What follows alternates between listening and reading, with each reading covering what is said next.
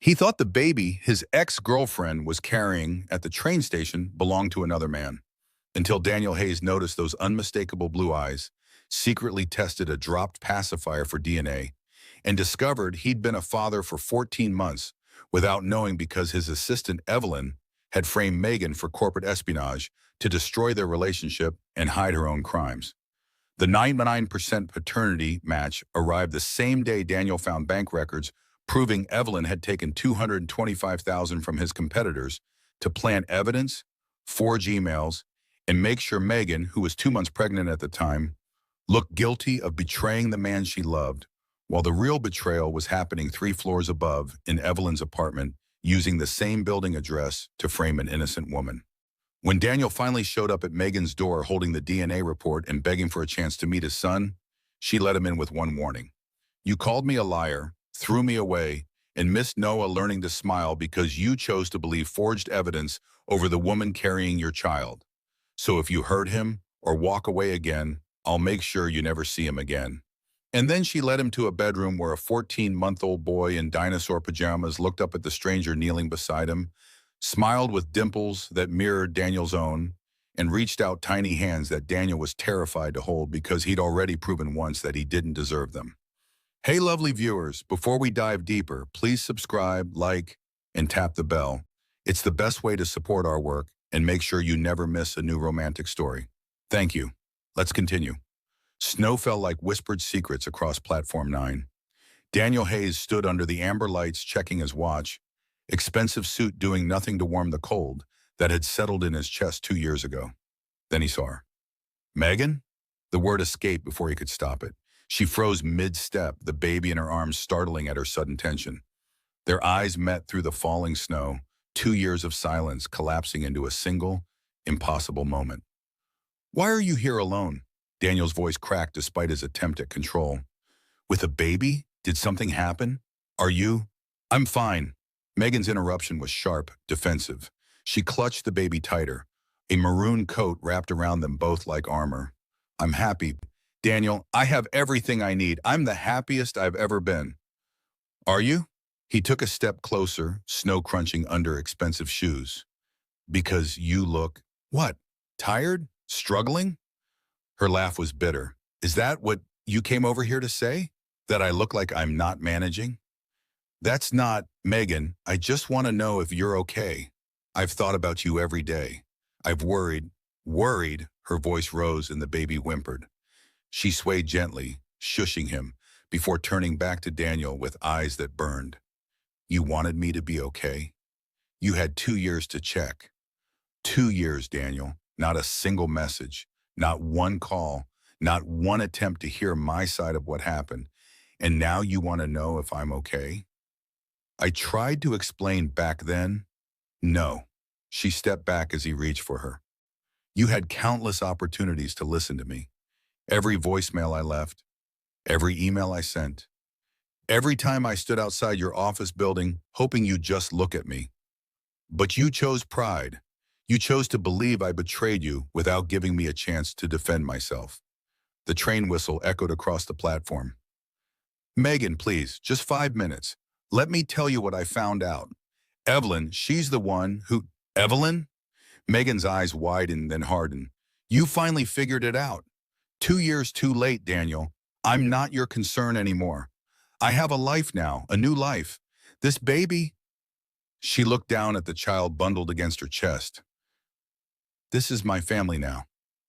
"Whose baby is he?" The question escaped before Daniel could stop it, raw and desperate. Megan's face went pale. "That's none of your business." "Those eyes, Megan." "He has— The train is here." She turned sharply. "Goodbye, Daniel." She disappeared into the crowd, maroon coat swallowed by winter travelers. Daniel stood frozen as the train doors closed, as the platform emptied, as snow continued to fall on the spot where she'd been standing. In his pocket, his phone buzzed. A text from Evelyn. "Meeting postponed. Everything okay?" He stared at the message, then at the platform, then at the small pacifier that had fallen from Megan's bag in her rush to leave. Blue, with tiny stars. He picked it up with trembling hands. Megan's apartment, later that night. Megan collapsed onto her worn couch, Noah finally asleep in her arms after an hour of crying. Her best friend Rachel sat across from her, concern etched across her face. You saw him. Rachel's tone wasn't a question. At the station, Megan's voice was hollow. I almost told him, Rachel. I almost pointed at Noah and said, this is your son, the one you missed because you wouldn't answer my calls. Megan, I know what you're going to say, that I should keep quiet, that telling Daniel would complicate everything, that Noah is better off without a father who believed lies over me. Tears slid down her cheeks. But when I looked at Daniel tonight, I saw the man I loved, the one before Evelyn poisoned everything. And I wanted him to know.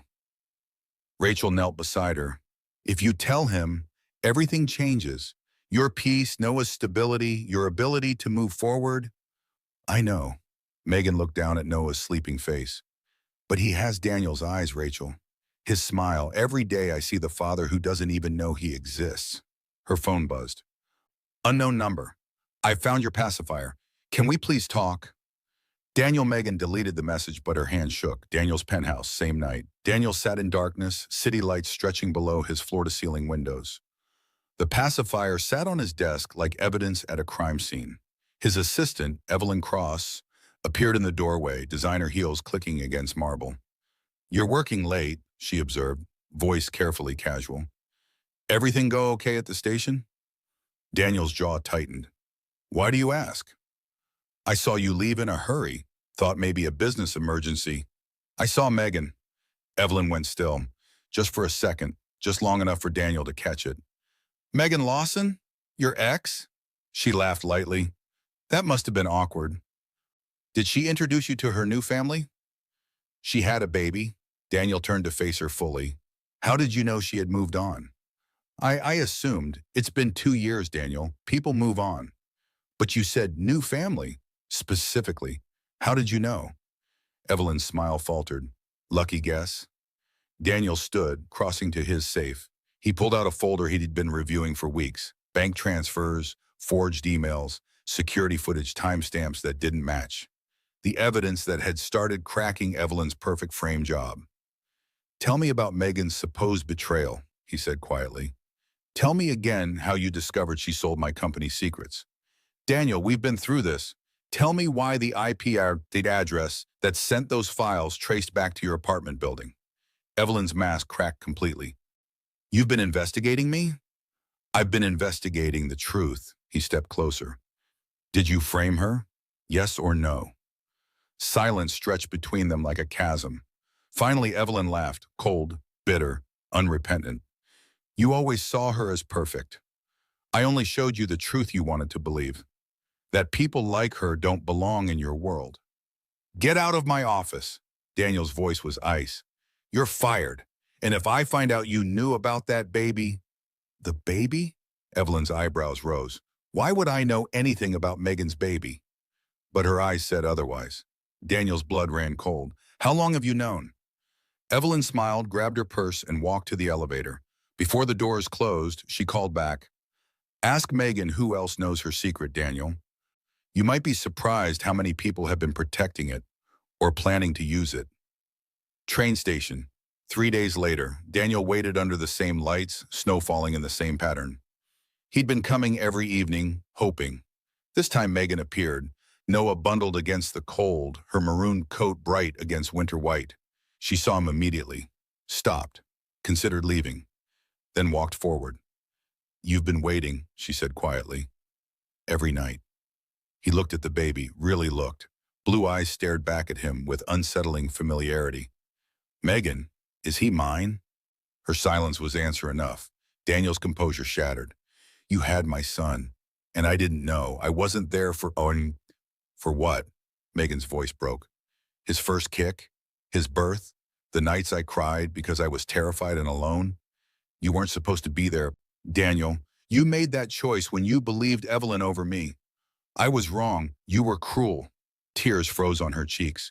I loved you. I was carrying your child. And you looked at me like I was a stranger who'd betrayed you. The train whistle echoed, the same sound that had marked their goodbye 2 years ago. I don't expect forgiveness, Daniel said, voice very raw. But that boy, Noah, he deserves to know his father. And I deserve the chance to be one. Not because I have rights, but because I'm begging you, Megan. Let me prove I can be the man you needed 2 years ago. Megan looked down at Noah, then back at Daniel. Snow fell between them like the weight of everything unsaid. One chance, she whispered. But if you hurt him, hurt us, I'd disappear for good. Daniel nodded, barely breathing. Slowly, carefully, Megan held out their son. Noah looked up at Daniel with eyes that mirrored his own and smiled. Morning light cut through the penthouse windows like an accusation. Daniel stood motionless, still wearing yesterday's shirt, staring at the city skyline as it transformed from black to gray to gold. His coffee sat untouched on the marble counter, steam long since dissipated into the recycled air of his 42nd floor sanctuary. He'd been standing here for 3 hours. Megan's face wouldn't leave. The way she'd clutched that baby, Noah she'd called him, like Daniel might tear him away. The maroon coat disappearing into the crowd. But worst of all, those eyes. Soft, blue, impossibly familiar. Like looking in a mirror, his mind whispered. Daniel pressed his palm against the cold glass. Impossible, he said, aloud, testing the word's weight. She'd moved on, found someone new, built a life that had nothing to do with him. The baby couldn't be. His phone buzzed, shattering the thought. Evelyn, board meeting in 30, you coming? He'd forgotten, again. The conference room hummed with expensive voices discussing quarterly projections and market expansion. Daniel sat at the head of the table, nodding at appropriate moments, but every word passed through him like smoke. The baby? Why would I know anything about Megan's baby? Evelyn's voice from last night echoed louder than the CFO's presentation. Daniel? Evelyn's hand touched his shoulder, concern painted perfectly across her face. Are you all right? You seem distracted. 20 pairs of eyes turned toward him. I'm fine. He straightened, forcing focus. Continue. But he wasn't fine. His mind was trapped 2 years in the past. In a moment he'd replayed 1,000 times. The day he'd ended everything based on evidence he'd never questioned. Emails, bank transfers, security footage of Megan entering restricted areas. All fabricated by the woman now sitting 3 seats away, taking notes with manicured efficiency. How did I not see it? The meeting dragged on. Daniel contributed nothing. When it finally ended, he returned to his office and closed the door, leaning against it like a man who'd barely escaped drowning. Evelyn knocked twice before entering anyway. You're not yourself today, she said, closing the door behind her. Does this have anything to do with last night? With seeing her? It has nothing to do with you. His tone was ice. I'm just concerned. Don't be. He moved to his desk, creating distance. I'll handle my personal life. You handle your job? Evelyn's smile tightened. Of course, I'll leave you to it. The moment she left, Daniel exhaled, then locked the door. That night, alone in the darkness of his penthouse, Daniel opened the drawer where forgotten things lived. His old phone, the one he'd replaced after the breakup, unable to bear the notifications that kept lighting up the screen with Megan's name. He told himself it was moving forward, cutting ties, being strong. Now it felt like cowardice. The phone took 3 tries to power on, battery nearly dead after 2 years of silence. When it finally lit up, the screen flooded with notifications. 67 unread messages, 23 missed calls, all from the same contact. Megan Lawson. Daniel's hand trembled as he scrolled. Daniel, please, let me explain. It wasn't me. I would never betray you. I have proof. Just look at the timestamps. Why won't you answer? Please, I need you to listen. I'm begging you. 5 minutes, that's all I'm asking. Daniel, I'm scared. Something's wrong. I need to tell you something important. I can't do this alone. Please, I loved you. The messages went on, dozens of them, weeks of desperate attempts to reach him, each one shorter than the last, each one more defeated. The final message was dated 3 weeks after their breakup. I'm leaving the city. I can't stay where every corner reminds me of you. I hope someday you'll realize the truth. I hope someday you'll forgive yourself for not listening. Goodbye, Daniel. He stared at the screen until it blurred. She'd tried. For weeks she'd tried. And he'd ignored every attempt, too consumed by pride and betrayal to question whether the betrayal was even real. What was she going to tell me? The question clawed at him. Daniel grabbed his laptop, fingers flying across keys until he found what he needed. A private investigation firm, discreet and expensive. He typed the email without hesitation. Megan Lawson, last known location, this city, as of 3 days ago. I need to know where she lives, who she's with, and anything about a child named Noah Lawson. Full background. I want the report by tomorrow morning. Money is not a concern. He hit send before he could second-guess himself. Sleep was impossible. Daniel paced his penthouse like a caged animal, watching the city lights blink and shift as hours crawled past. Every time he closed his eyes, he saw those blue eyes staring up at him from Megan's arms. Just a coincidence. Babies have blue eyes. It doesn't mean, but what if it did? The report arrived at 6:47 a.m. via encrypted email. Daniel's hands shook as he opened the attachment. Subject: Megan Lawson. Background investigation. Current residence: 2847 Maple Street, apartment 4B, modest building, lower income neighborhood. Employment: freelance graphic designer, work from home basis. Relationship status: single. No spouse, no registered partner. Child: Noah Lawson, male, 14 months old. Birth certificate lists father as unknown. Financial history: struggling, late rent payments, medical debt from childbirth, minimal savings. Social connections: limited. Primary contact appears to be Rachel Chen, college friend. Additional notes: subject appears to be raising child alone with no familial or romantic support. No evidence of recent relationships or dating activity. Daniel read it twice, then a third time. Single. No partner. Father unknown. His heart hammered against his ribs. 14 months old, which meant he pulled up his calendar, scrolling back 2 years. The breakup had been in February. If Megan had been pregnant then, oh God. The room tilted. He grabbed his phone, pulled up the photos from last night that his mind had burned into memory. Noah's face, those impossibly blue eyes, the curve of his small smile. Then Daniel opened his own childhood photos, the ones his mother had scanned and sent him years ago. Side by side, the resemblance was undeniable. The same eyes, the same nose, the same expression. Daniel's phone slipped from his hand, clattering against the desk. No, he whispered, no, no, no. But the evidence stared back at him, silent and damning. Noah Lawson wasn't just any baby. He was Daniel's son. And Daniel had missed the first year of his life. Snow fell again 3 days later, softer this time, as if the city itself was trying to be gentle. Daniel's car idled across the street from a small cafe on Maple, engine running, heater fighting against the cold seeping through the windows. He'd been sitting here for 20 minutes, hands gripping the steering wheel, trying to convince himself this wasn't stalking. It was research, due diligence, confirmation. Lies, his conscience whispered. You're looking for your son. Through the cafe window, warm light spilled onto snow-dusted sidewalks, and there she was.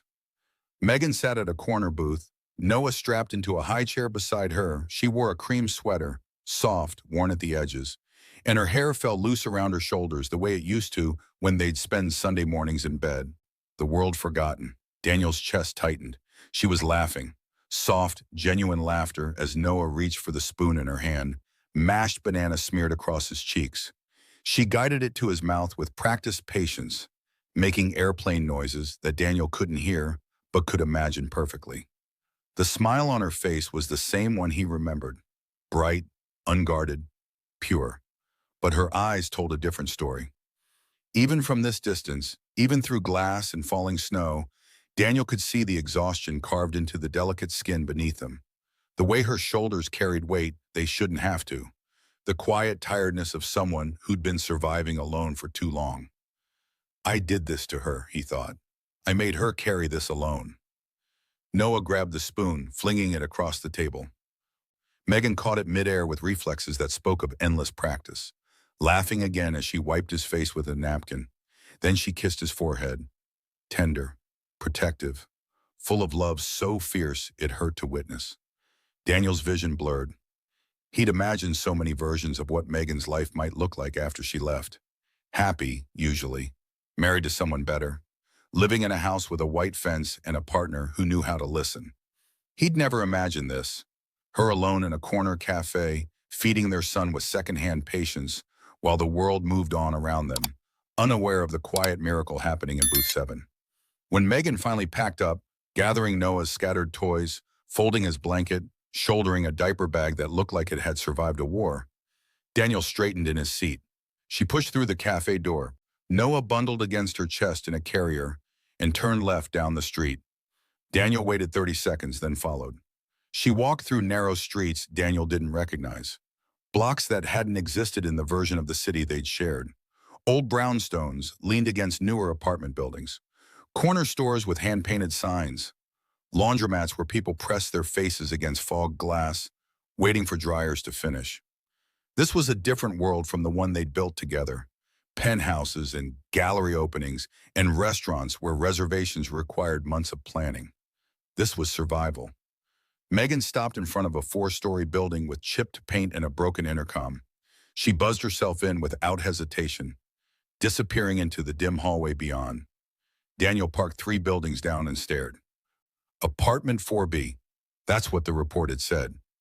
He could see lights flicker on in a 4th-floor window, warm, yellow, the kind that came from lamps bought at discount stores, not designer showrooms. What happened to your dreams, he wondered. The gallery you wanted to open, the studio space downtown, the life we planned. But he knew the answer. He happened. His pride, his refusal to listen, his choice to believe forged evidence over the woman he'd claimed to love. He'd destroyed her dreams the moment he'd walked away. Inside the apartment, Megan finally let herself breathe. Noah was asleep within minutes of being laid in his crib, exhausted from the cafe adventure and the cold walk home. She stood over him, watching his tiny chest rise and fall, one hand resting gently on his back. "You're all I need now," she whispered, more to herself than to him. "Just you and me. We're going to be okay." It was a promise she made every night. Some nights, she almost believed it. Her phone buzzed from the kitchen counter, sharp, insistent. Megan frowned. It was almost 8. Rachel never called this late unless something was wrong. She crossed the small space, Noah's baby monitor clutched in one hand, and picked up the phone. Unknown number. Her thumb hovered over the decline button. Spam, probably. Or a robocall about her car's extended warranty. But something made her answer. "Hello?" Silence. Not empty silence. The kind filled with breathing, with presence, with someone on the other end deciding whether to speak. Then, "Megan." Her breath caught, froze, shattered. That voice, deep, familiar, haunting. "Megan, it's me." 2 years of distance collapsed into nothing. She was back in his penthouse watching him look at her like a stranger. Back in the rain outside his office, ignored and invisible. Back in every moment she'd needed him and he'd chosen pride over love. "You have no right to call me." Her voice shook, fury and fear twisting together. "No right to... Please, just listen." "No." The word came out sharp, final. "You lost the right to ask me for anything 2 years ago." She ended the call, finger slamming the red button so hard the phone case cracked slightly. Her hands trembled as she set it down on the counter, then gripped the edge to steady herself. In the next room, Noah stirred, making small sounds in his sleep. The phone screen lit up again. Same unknown number. Megan stared at it, chest heaving, tears burning behind her eyes. "He knows where I am. He knows about Noah. He's going to take everything." The phone kept ringing. Megan turned it face down, pressed her palms over her ears, and forced herself to breathe. But the damage was done. Daniel had found her. And nothing, not distance, not anger, not 2 years of careful silence, could protect her from what came next. 3 buildings down, Daniel sat in his car, phone pressed to his ear, listening to dead air. She'd hung up. Of course she had. He tried again, and again. Each call went straight to voicemail, her voice, recorded years ago, bright and hopeful. "Hi, you've reached Megan. Leave a message and I'll call you back." Except she wouldn't. Not anymore. Daniel let his head fall back against the seat, staring at the ceiling, phone still clutched in his hand. Above him, in a fourth-floor window, a shadow moved across drawn curtains. Megan, pacing, panicking, protecting, and somewhere in that apartment, his son slept, unaware that everything was about to change. Daniel closed his eyes and whispered into the darkness, "I'm sorry, God, Megan. I'm so sorry." But apologies couldn't cross the distance between them. Not yet. Guilt was a living thing. It crawled under Daniel's skin, nested in his chest, whispered in the spaces between thoughts. 3 days after the phone call, Megan wouldn't answer. He found himself standing outside Evelyn's office at 1 a.m., coffee untouched in his hand, jaw tight with purpose. She looked up from her computer, surprise flickering across her face. "Daniel, you're early. I need the old security files." His tone left no room for negotiation. "From 2 years ago, the Megan investigation." Evelyn's fingers stilled on her keyboard. "Why, because I'm asking. Those files are archived, sealed. There's no reason to—" "Evelyn." He stepped closer, voice dropping to something dangerous. "Get me the files, today." She studied him for a long moment, something calculating behind her practiced concern. "Why are you doing this? She hurt you, Daniel. She sold your secrets, betrayed your trust. Digging this up again will only—" "I don't remember asking for your opinion." He turned toward the door. "My desk. By noon." "Daniel." But he was already gone. The files arrived at 11:47 a.m. in a sealed envelope marked confidential. Daniel locked his office door, closed the blinds, and spread the evidence across his desk like a crime scene. Emails first, the ones that had destroyed everything. From email protected to email protected, subject, re-Q4 projections, confidential attached, Hayes Financial Strategy 2023, PDF. The metadata showed they'd been sent from Megan's IP address, her apartment, her computer, the smoking gun that had made everything else irrelevant. Daniel pulled up the timestamps. 2:17 a.m., 2:43 a.m., 3:08 a.m. He frowned. Megan had never been a night person. She'd fall asleep by 11, complain when his late work calls woke her. He used to tease her about being aggressively morning-oriented. So why would she send corporate espionage emails at 3 in the morning? He opened the security footage next. Grainy black and white clips of someone entering restricted areas. Dark hair, similar build, face always angled away from cameras. Convenient, his instincts whispered. Daniel zoomed in on one frame. The woman's left hand was visible, reaching for a door handle. No rings, no watch, no jewelry. Megan had worn his grandmother's bracelet every single day. Silver, delicate, impossible to miss. This woman's wrist was bare. Daniel's heart began to pound. He pulled up the bank transfers, the final nail in Megan's coffin. Money flowing from a competitor's account into an offshore shell, then into an account registered to Megan's address. But when Daniel looked closer at the account number, something nagged at him. He'd seen this routing number before, recently. He opened his personal financial records, scrolling back through months of statements until, there, the same routing number, listed under employee direct deposits. Evelyn's account. The room tilted. No, it can't be. But the evidence stared back at him, cold and undeniable. The account wasn't Megan's. It was registered to her address. But Evelyn had lived in the same building back then. 3 floors up, same mailing address, different apartment number. A detail easy to overlook if you wanted to believe the worst. Daniel's hands shook as he gathered the files. He'd been played, expertly, completely. And he destroyed the woman he loved based on a lie so obvious he should have seen it immediately. If he'd just looked, if he'd just listened, if I hadn't let pride make me blind. Across town, Megan sat in a different cafe, cheaper, quieter, across from Rachel Chen, who was staring at her with the kind of concern that made lying impossible. "You look like you haven't slept in days," Rachel said gently. "I haven't." Megan stirred her coffee without drinking it. "He saw me at the station, and then he called." Rachel's expression hardened. "Daniel, he called you?" "3 nights ago. I didn't answer the first time, but then he kept calling and I picked up." Megan's voice cracked. I heard his voice, and I just broke. Megan, I know what you're going to say, that he's dangerous to my peace, that letting him back in will destroy everything I've built. Tears spilled over despite her attempt to hold them back. But Rachel, when I saw him at that station, when I heard him say my name, part of me wanted to run to him, to tell him everything, to let him fix it. He can't fix this. Rachel reached across the table, gripping Megan's hand. He's the one who broke it. 2 years ago, when it mattered, he chose to believe you were a liar. He didn't fight for you, didn't question the evidence, just walked away. I know. Do you? Because you're sitting here crying over a man who threw you away like garbage, who let you raise his child alone, who... I loved him. Megan's whisper silenced Rachel completely.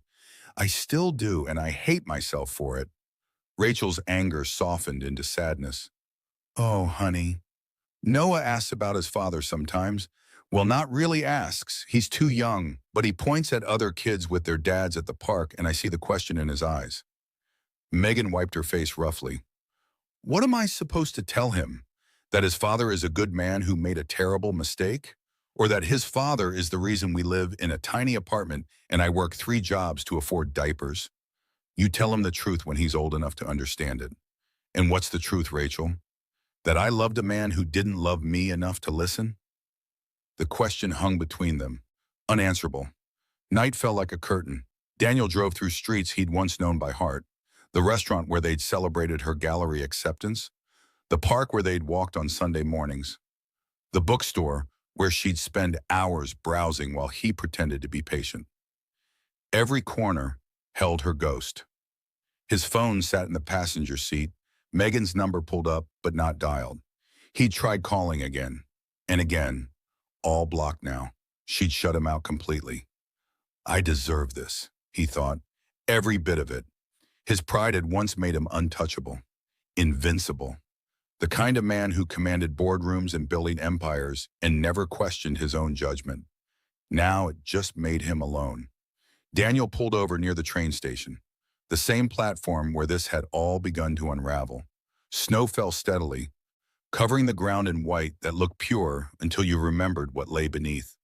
He sat in the darkness, engine running, watching commuters hurry past with lives that made sense. Somewhere in the city, Megan was putting their son to bed, reading him stories, singing lullabies, building a life that had no room for the man who'd abandoned them both.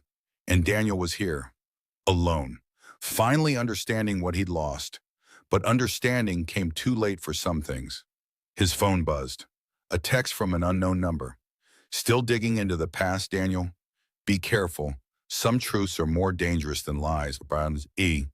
Daniel stared at the message, then at the evidence folder on his passenger seat. Evelyn knew he was getting close, which meant she'd do anything to protect her secret. And Megan was caught in the middle, unaware that the woman who destroyed their relationship 2 years ago was still watching, still manipulating, still dangerous. Daniel pulled back onto the road, purpose replacing grief. He couldn't undo the past, but he could damn sure make sure Evelyn didn't destroy their future. The final report arrived at 3:42 a.m. Daniel hadn't slept, hadn't tried. He sat at his home office desk, surrounded by 2 years' worth of evidence, waiting for the investigators' deep dive into Evelyn's financial history. When the encrypted email pinged, his hand trembled, opening it. Confidential investigation report, Evelyn Cross. Subject, financial analysis, image 27/22/2024. Finding shows multiple wire transfers from Blackstone Capital, Hayes Industries' primary competitor, to offshore account registered under Shell Corporation, Meridian Consulting LLC. Account holder, Evelyn Cross, confirmed via secondary banking records. Transfer dates and amounts, February 3rd, 2023, 50,000, 1 week before Megan Lawson accusations. February 10th, 2023, 75,000, day of security breach. February 17th, 2023, 100,000, day Daniel Hayes terminated relationship with Lawson. Additional findings, Cross maintained regular communication with Blackstone Capital's VP of Acquisitions. Email records suggest coordination of reputation management strategy. Conclusion, Evidence strongly suggests deliberate corporate sabotage and personal frame-up orchestrated by Subject Cross. Daniel read it 3 times. Then he stood, grabbed his keys, and drove to the office through pre-dawn darkness. Evelyn arrived at 7:30 a.m., coffee in hand, heels clicking their usual confident rhythm across marble floors. She found Daniel waiting in her office, sitting in her chair, the investigation report spread across her desk like an autopsy.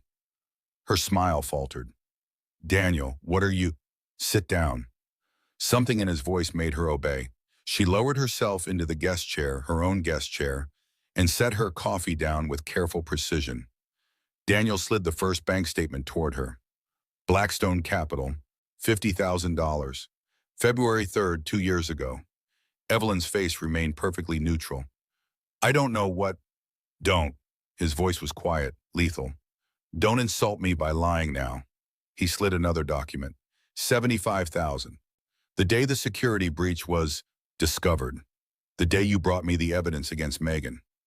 Another statement. 100,000. The day I ended it with her. The day you successfully destroyed the woman I loved. Evelyn's jaw tightened, but she said nothing. "You framed her." Daniel's words fell like stones into still water. "You forged emails, staged security footage, planted bank trails, all while taking money from my competitors to tear down my company from the inside. You're being paranoid. The routing numbers match, Evelyn, the timestamps, the IP addresses. I have 6 months of investigative work proving every single transaction." He leaned forward. "You sold me out, and you used Megan to cover your tracks." Silence stretched between them like a chasm. Then Evelyn laughed, cold, bitter, unrepentant. "You're too sentimental, Daniel. You always were." She stood, smoothing her skirt with practiced calm. "She would have destroyed you eventually. Women like Megan Lawson, soft, needy, always wanting more than you could give. They're liabilities. She loved me. She weakened you." Evelyn's eyes flashed. "Before her, you were focused, ruthless, untouchable. Then she came along with her art gallery dreams and Sunday morning cuddles. And suddenly, you were talking about work-life balance and cutting back hours. You were becoming ordinary." Daniel's fist slammed onto the desk. The sound cracked through the office like a gunshot. "No," he said, voice shaking with barely contained fury. "You did. You destroyed the only good thing in my life because you couldn't stand seeing me happy with someone who wasn't you." Evelyn's mask finally cracked.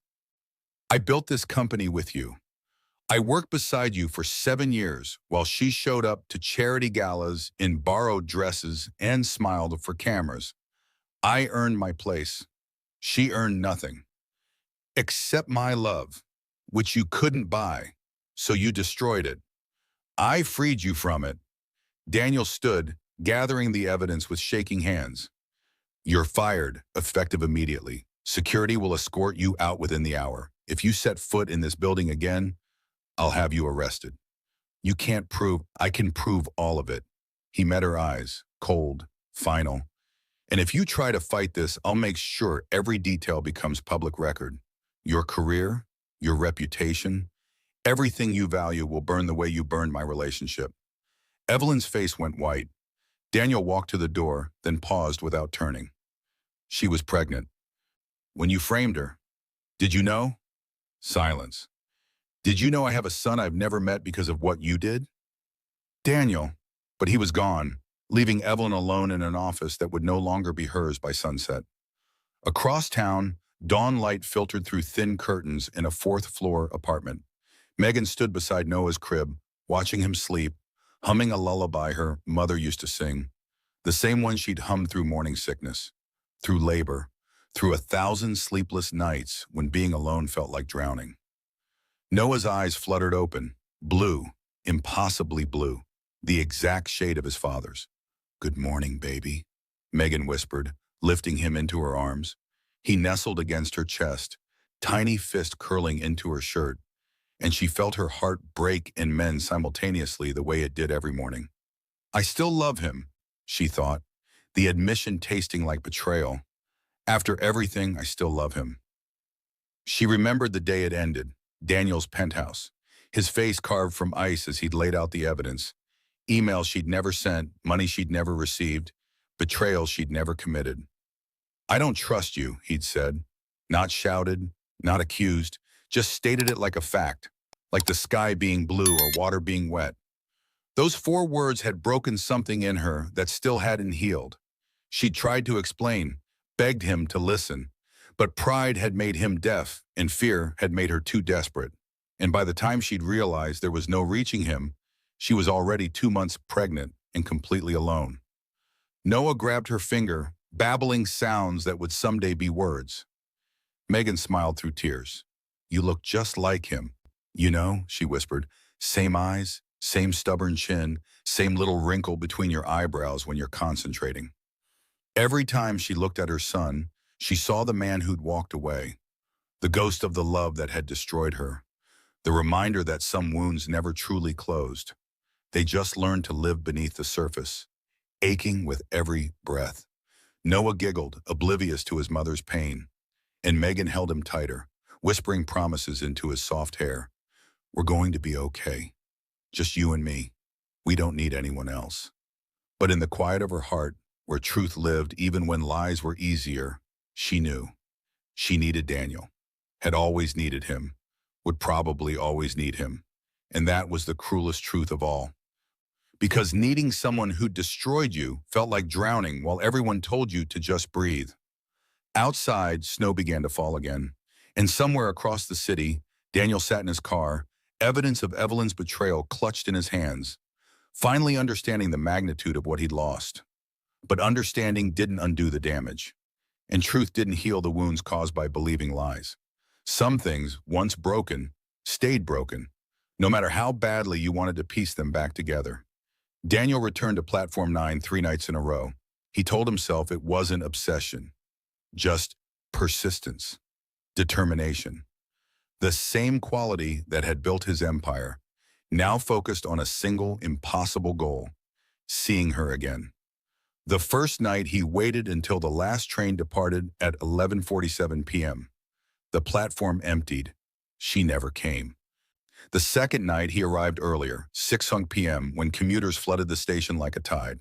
He stood in the same spot where he'd first seen her, scanning every face, every maroon coat, every woman carrying a child, nothing.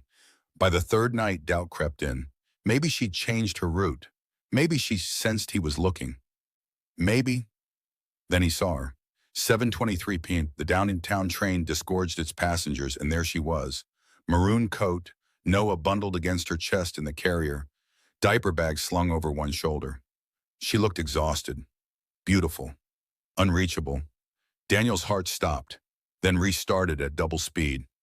He moved before he could second-guess himself, cutting through the crowd with the kind of determination that made people step aside instinctively. "Megan." She froze. Her whole body went rigid, one hand instinctively moving to cradle Noah's head. Slowly she turned. Their eyes met across 3 feet of platform that might as well have been an ocean. "Can we talk?" Daniel's voice came out softer than intended, almost pleading. "Please, just 5 minutes. There's nothing left to say." Megan's words were ice, but her voice trembled beneath the cold. "There's everything to say. I know the truth now. About Evelyn. About what she did. 2 years too late. I know, God, Megan, I know, but please." He took a step closer. She took one bang. "Let me explain." "Let me? Explain what? That you finally figured out I wasn't a liar? That you've spent 2 years believing I betrayed you, and now you want absolution?" Her eyes burned. "I don't have any to give you, Daniel." Noah stirred against her chest, making small sounds. Megan bounced gently, shushing him, never taking her eyes off Daniel. "The child." Daniel's gaze dropped to the baby, to those impossibly blue eyes now watching him with innocent curiosity. "He's not—" "Don't." Megan's voice cracked like breaking glass. "Don't finish that sentence. Don't you dare." "Megan, you gave up your right to ask questions about my life the day you threw me away. Noah is mine, my son, my family, and you." Tears spilled over despite her attempt to hold them back. You're nothing to us. Just a ghost we're finally learning to forget. She turned sharply, clutching Noah tighter, and walked toward the exit. Megan, wait, please. But she was already disappearing into the crowd, maroon coats swallowed by the evening rush. Daniel stood frozen, hands still outstretched, as commuters flowed around him like water around stone. Then he heard it, a small sound, barely audible over the station noise. Tap. Something had fallen from her diaper bag, small, blue, rolling across the platform. Daniel moved on instinct, crouching to catch it before it rolled onto the tracks. A pacifier. Blue silicone with tiny stars printed across the handle. He straightened, gripping it tightly, and looked toward the exit. Megan was gone. The crowd had consumed her completely. Daniel stared at the pacifier in his palm, still warm from Noah's mouth, carrying traces of the son he'd never held. The son who might be his. No, not might. Is. He knew. Had known since the moment he'd seen those eyes. But knowing and proving were different things. And if he was going to fight for this, for them, he needed proof that couldn't be denied. The private lab accepted the sample with professional discretion and zero judgment. Daniel paid extra for expedited processing. 72 hours instead of 2 weeks. Those 3 days felt like drowning in slow motion. He couldn't eat, couldn't sleep, couldn't focus on anything except the phone that refused to ring with results. Work became mechanical, meetings passed in a blur. Evelyn's termination became official, her office cleaned out by security, while Daniel watched from 40 floors above, feeling nothing but hollow certainty that justice didn't undo damage. At night, he drove past Megan's apartment, beneath my wife, watching lights flicker on and off in that fourth-floor window, imagining the life happening behind glass, bath time and bedtime stories, and lullabies sung to a child who didn't know his father's name. On the third day at 4:17 p.m., his phone finally rang. Mr. Hayes, this is Gene Tech Labs. Your results are ready. Daniel's hands shook as he logged into the secure portal. The report loaded slowly, too slowly, each second an eternity. Then there it was. DNA paternity test results. Alleged. Father, Daniel Marcus Hayes. Child, unknown male, approximately 14 months. Probability of paternity, 99.9%. Conclusion, Daniel Marcus Hayes is the biological father of the tested child. The world tilted. Daniel read it again and again. The words wouldn't change, wouldn't soften, wouldn't become anything other than the devastating truth they were. Noah was his son, his child, his flesh and blood, his legacy, walking around in tiny shoes, living a life Daniel had never been part of. First smile, missed. First laugh, missed. First steps, missed. First word, share, missed. 14 months of moments he'd never get back. 14 months of his son growing up without knowing his father existed. 14 months of Megan doing it all alone because Daniel had been too proud, too blind, too goddamn stupid to question a lie. He'd turned his back on them both. And now he had to live with the weight of everything he'd lost. Daniel's vision blurred, his throat closed. And for the first time in 2 years, sitting alone in his penthouse with proof of his greatest failure clutched in shaking hands, he let himself break. The sobs came harsh and ugly, tearing from his chest like physical wounds. He'd won every battle in business, built an empire from nothing, conquered markets and demolished competition. But he'd lost the only war that mattered, the one for his family. His phone lay beside him on the couch, Megan's blocked number staring back like an accusation. She kept this secret for 14 months, protected their son from a father who'd proven himself unworthy. And Daniel couldn't even blame her. Because if he'd been in her position, alone, abandoned, carrying a child whose father had called her a liar, he would have done exactly the same thing. Outside, snow began to fall again. And somewhere across the city, his son was probably going to sleep, surrounded by love from the one parent who'd never left. While Daniel sat alone with proof he'd never wanted to need. Father to a child who didn't know his name. Daniel didn't knock. He used the emergency access code Evelyn had given him years ago. In case something happens, she'd said, back when they were still allies instead of enemies. The door to her luxury apartment swung open at 9:47 p.m., and he found her in the living room, wineglass in hand, watching the city lights through floor-to-ceiling windows. She turned, startled, the glass nearly slipping from her fingers. "Daniel, what are you—" "You cost me everything." His voice was quiet, lethal, the kind of calm that preceded destruction. Evelyn set down her wine with careful precision. "You can't just break into my home. You broke into my life." He crossed the space between them in 3 strides. "You planted evidence, took money from my competitors, destroyed the woman I loved. And for what? Power? Jealousy? Some twisted idea that you were protecting me?" "I was protecting you." Evelyn's composure cracked. "She was making you weak, Daniel. Soft. You were talking about cutting back hours, about work-life balance, about God, about happiness, like it was something that mattered more than success. It did matter. She mattered. She was ordinary." Evelyn's voice rose. "A girl with gallery dreams and no ambition beyond playing house. You deserve better than that. Better than her." "Better?" Daniel's laugh was bitter, broken. He pulled the DNA report from his jacket and threw it onto her glass coffee table. The pages scattered like accusations. "Better than the mother of my child? Better than the woman who tried for weeks to reach me while I ignored every call 'cause you convinced me she was a liar?" Evelyn went pale. "What are you—" "Noah Lawson, 14 months old.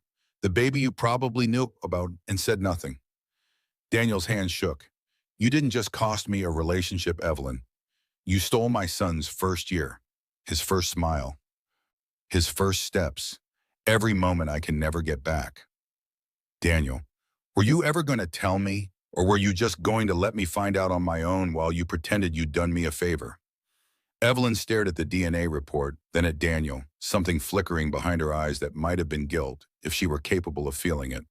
"I did it for you," she whispered. "Everything I did was for you." "No," Daniel's voice cracked. "You did it for yourself, because you wanted something you could never have, and you couldn't stand watching me give it to someone else." He turned toward the door. "I loved you," Evelyn said to his back, the words desperate. "For 7 years, I loved you." Daniel paused without turning. "You destroyed me. That's not love. That's obsession." Then he was gone, leaving Evelyn alone with scattered pages that proved she'd stolen more than a relationship. She'd stolen a family. Snow whipped across the street like shards of glass, cutting through Daniel's coat as he drove across town with shaking hands. He didn't have a plan, didn't have the right words, didn't have anything except proof and desperation and the weight of 14 months' worth of missed moments crushing his chest. The apartment building looked smaller at night, more fragile, more real than it had through the distance of surveillance. Daniel parked illegally, not caring, and took the stairs 2 at a time to the 4th floor. He stood outside 4B for 30 seconds, gathering courage, then knocked. Footsteps approached. A pause. The peephole darkened as someone looked through. The door opened slowly. Megan stood at the threshold wearing faded jeans and an oversized sweater, hair pulled back, face bare. She looked younger without makeup, more vulnerable, more like the woman he remembered. Daniel. His name on her lips was shock and fear and something that might have been longing buried deep beneath the self-preservation. "I know," he said. No greeting, no preamble, just truth delivered, like a blow.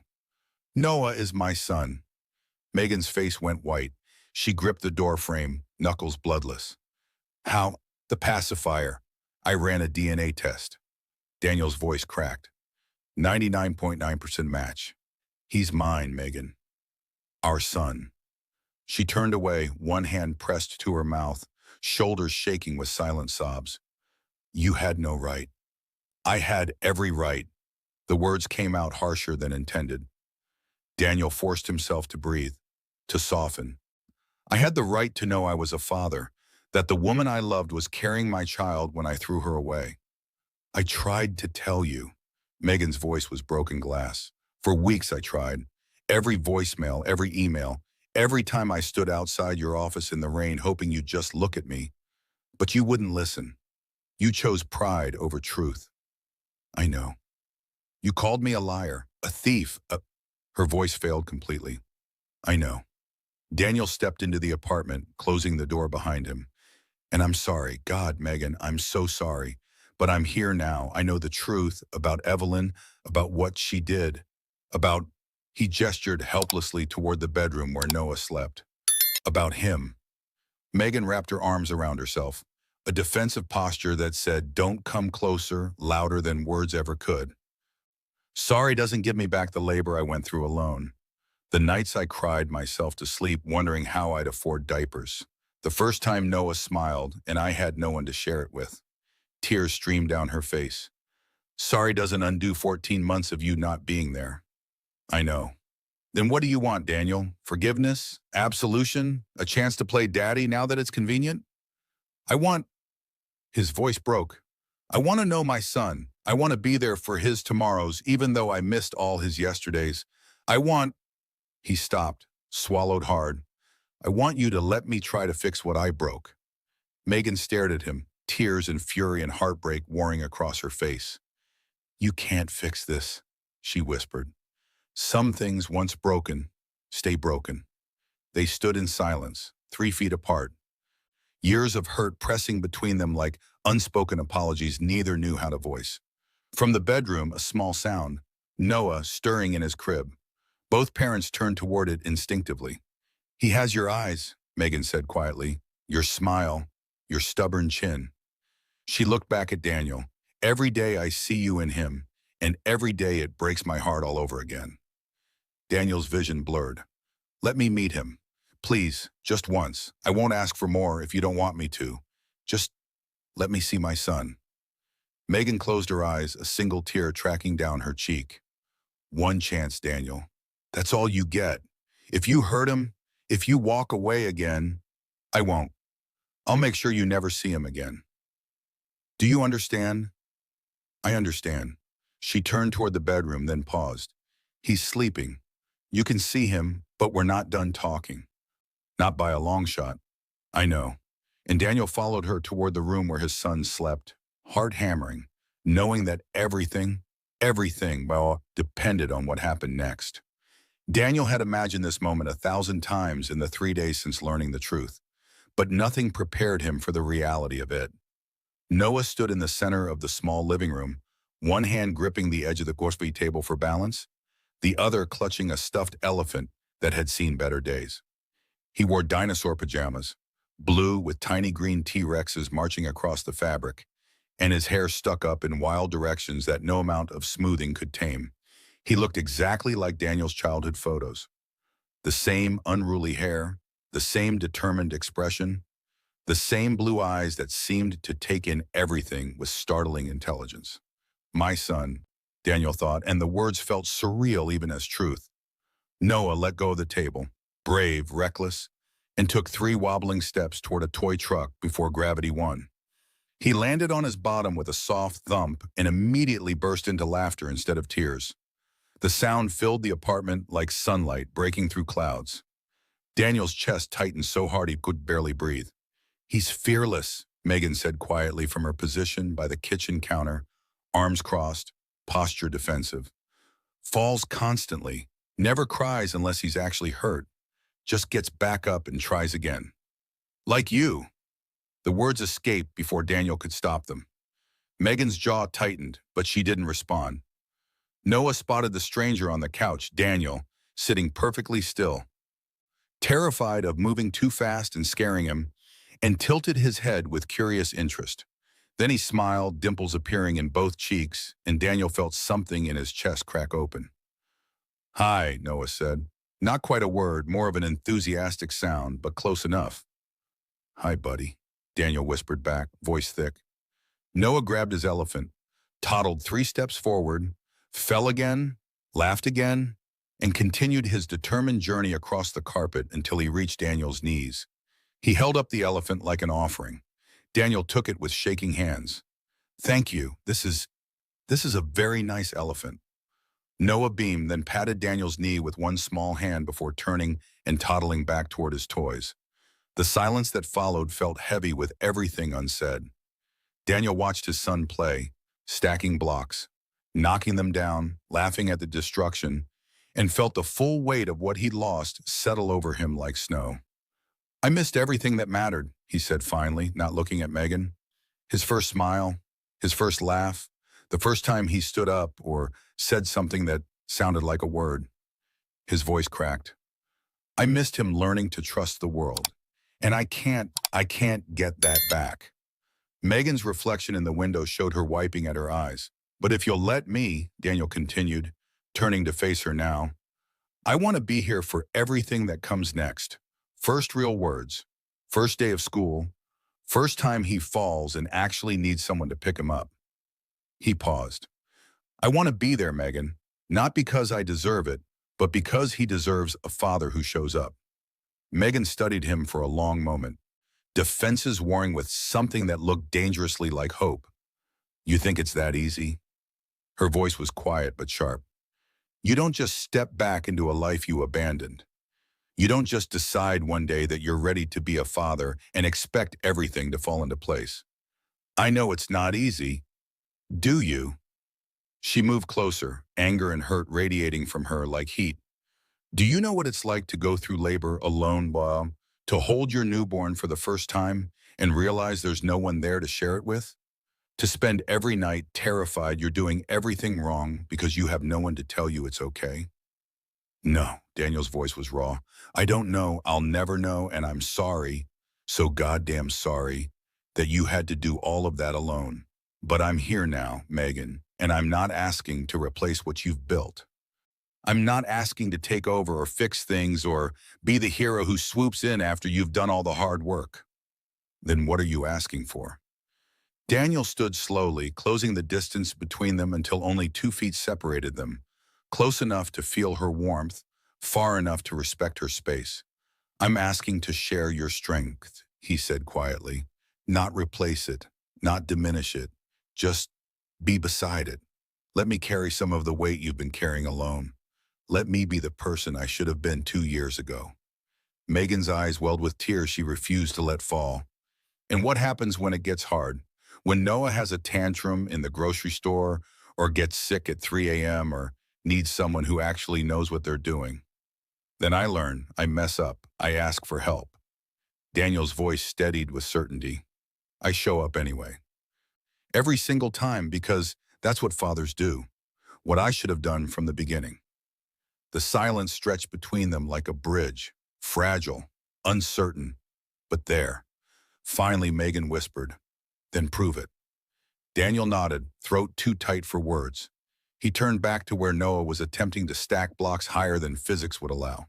The tower wobbled, fell, and Noah laughed like it was the funniest thing in the world. Daniel knelt beside him slowly, carefully, as if approaching something precious and wild. Hi, buddy, he said, voice trembling. Noah looked up, elephant forgotten, blue eyes meeting identical blue eyes. Daniel held out his hand, the same way he'd closed billion-dollar deals, except this time it mattered more than any contract ever had. I'm your dad, he said simply. Noah stared at the offered hand and tilted his head, considered. Then he placed his tiny palm in Daniel's, fingers barely wrapping around one of his father's, and smiled. Dimples appearing, eyes crinkling, pure joy radiating from a face too young to understand what this moment meant, but old enough to recognize love when he saw it. Daniel's vision blurred completely. He gently squeezed his son's hand, careful, reverent, terrified of holding too tight and equally terrified of letting go. Hi, Noah said again, clearer this time, and patted at Daniel's hand like a benediction. Behind them, Megan pressed both hands to her mouth, tears finally falling freely as she watched the 2 people she loved most in the world meet for the first time. And in a small apartment that held more love than any penthouse ever could, a family began, not the way anyone had planned, but exactly the way it needed to. Broken pieces learning to fit together again, one small hand at a time. 6 weeks later, winter began its slow surrender. Snow turned to slush, then to rain. Icicles dripped from awnings like tears of relief. The city shed its white coat gradually, revealing the gray beneath. Not bleak, but honest, real. Daniel stood on platform 9 at 7:15 p.m., same spot as always, watching commuters rush past with lives that no longer felt foreign to his own. He'd been coming here twice a week for a month now, not to chase ghosts or beg forgiveness, but because Megan worked late Tuesdays and Thursdays, and meeting her at the station meant Noah didn't have to endure the cold walk home alone in her arms. Small things, practical things, the kind of showing up that mattered more than grand gestures. Tonight, the air smelled different, less like ice, more like possibility. Daniel checked his watch. 7:18, she'd be here soon. Then he saw them. Megan emerged from the downtown train, Noah bundled against her in the carrier, diaper bag over her shoulder. But something was different. She was smiling. Not the careful, guarded expression she'd worn those first few weeks when Daniel had shown up for scheduled visits like appointments. This was genuine, soft, the kind of smile that reached her eyes. She spotted him, and her pace quickened slightly. Not running, but not reluctant either. Progress, Daniel had learned, looked like small adjustments in walking speed. Right on time, Megan said as she reached him, slightly breathless. Train was actually early for once. Miracle of miracles. Daniel reached for the diaper bag without asking, and she let him take it without hesitation. Another small victory. Noah saw him and immediately reached out both arms. Dada! The words still hit Daniel like a freight train every single time. Hey, buddy. He carefully extracted Noah from the carrier, lifting him into his arms with the confidence that came from 6 weeks of practice and approximately 4,000 YouTube videos on proper baby holding technique. Noah immediately grabbed Daniel's nose and squeaked with delight. Gentle, Megan reminded softly. Remember? We use gentle hands with Daddy's face. Daddy, another word that felt both surreal and more real than anything Daniel had ever known. They fell into step together, walking toward the exit, and Megan paused mid-stride, looking around the platform with something wistful in her expression. What? Daniel asked. She stopped beside him, snow-turned rain pattering softly against the station's glass roof. I didn't think you'd still like trains, after everything. Daniel shifted Noah to his other arm, meeting her eyes. I don't, he admitted, but I like what they brought me. Megan's smile deepened, carrying warmth that had nothing to do with the weather.